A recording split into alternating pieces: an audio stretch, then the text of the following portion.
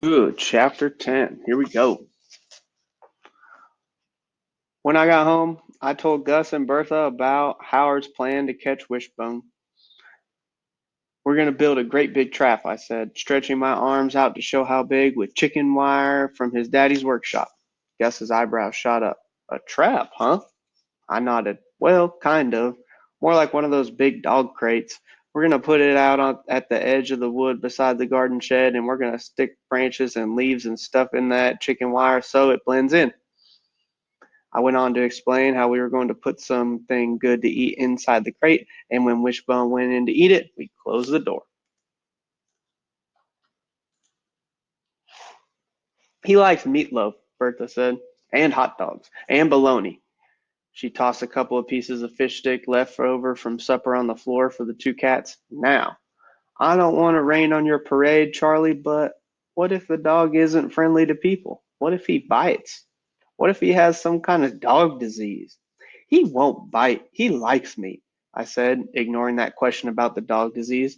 Gus, Bertha said, tell Charlie about that dog you had when you were a kid. And then she went and told me about Gus's dog named Skeeter, who used to catch rabbits and bring them home for Gus and his sisters to play with.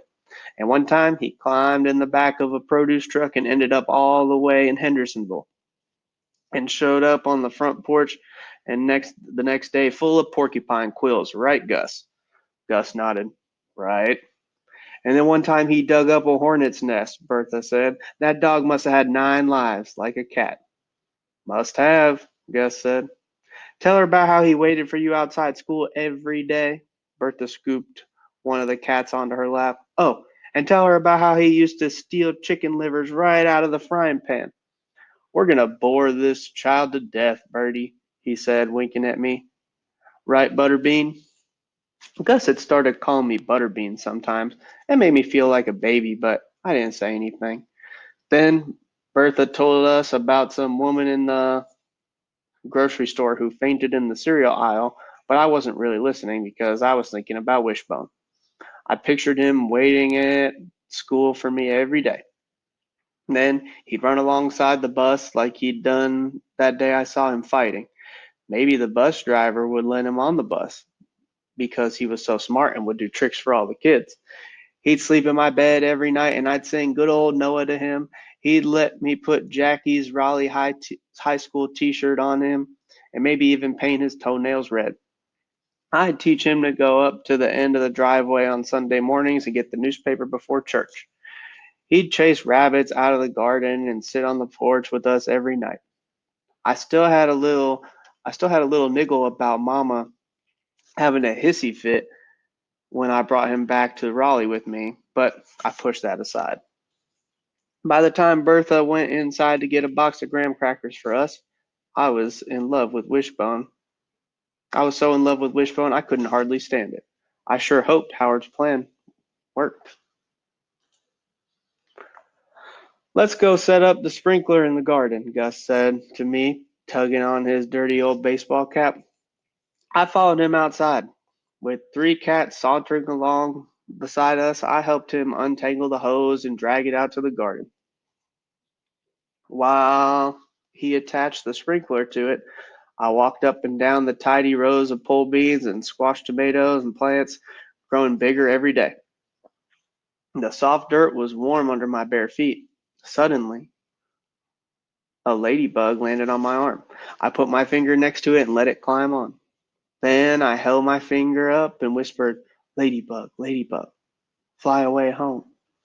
As I watched that little ladybug fly off into the sky, I made my wish. Jackie called again that night. She told me she had put those blue streaks in her hair and now everybody at school was copying her.